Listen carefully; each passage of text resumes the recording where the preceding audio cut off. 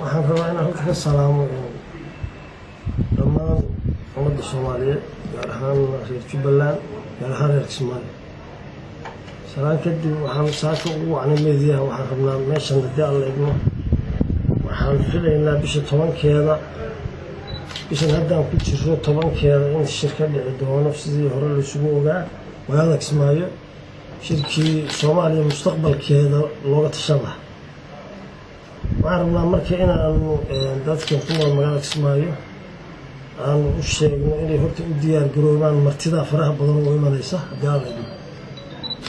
waxaa la rabaa martidaas qof walba siduu uga qayb qaadan lahaa inuu uga qayb qaato. matalan waxa weeye in dadka magaalada degan kuwa waliba laamiga dhinacyadiisa degan guryaha laamiga kusoo jeedana inay guryahooda hagaajiyaan, inay guryahooda ranjiyeeyaan, inay qashinka ka hagaajiyaan, inay qurxiyaan oo ay u ekaato meel qurux badan oo marti iman karto. waxaan rajaynaynaa maaragtay kuwa meelo badan oo hadda ayaamihii horena inta laga guray tubaakayooyin yaryar iyo meelo yaryar oo wax lagu gadgato baa haddana moodaa in lagu soo noqday sida matalan hadda meesha Faarax Guure gurigiisa oo argada ku yaala dhinaceeda dadka ganacsiyada yaryar ku haysta waxaan u sheegaynaa inay ka guuraan meesha in la baneeyo. lama ogolaanayo waxyaabaha sidaas oo kale ah oo laamiga dhinacyadiisa la dhigto. inta muddadaas hadda martidu la joogto waxaa la rabaa qof walba inuu iska xisaaro in magaalada la nadiifiyo, in qashinka laga guro, in guryaha la ranjeeyo ay ka soo horjeeda laamiyada oo dhinacyada laamiyada ah, in qof waliba uu qaybtiisa ka qaato nadaafadda, quruxda iyo soo dhaweynta martida. intaas way horta ujeedada weyn oo saaka idinku yeeray.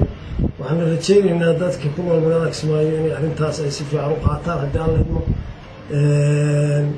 waxaan kaloo rajaynaynaa in maaragtay qof walba dhinaca nabadgelyada qaybtiisa ka qaato oo nabadgelyada la sugo, in bilicda magaalada la sugo, in maxaanku yiraahdaa la isxil saaro oo dad meel mustaqbalkii Soomaaliya lagaga tashanayo. waxaan moodaynayaan wax fududahay marka reer Kismaayo ku talagaleen martida culeyskaa leh oo adduunka oo dhan iyo Soomaaliyaba ka socota sida ay u soo dhaweyn lahaayeen. meesha lagu soo dhaweynayana siday u ahaan lahayd meel qurxan oo u qalanta in mustaqbalka Soomaaliya lagaga tashado. ujeedada aan saakiin ku yeeray intaa weeye. wixii kaloo su'aal haddii aan leedno waa diyaar baan u nahay. gudoomiye muddo sanad ayaa ka soo gudubnay 2015 waxaan hadda guda galnay 2016. degmada maxaa u qabsoomay sanadkii aan soo dhaafnay? wallaahi wax badan baa u qabsoomay.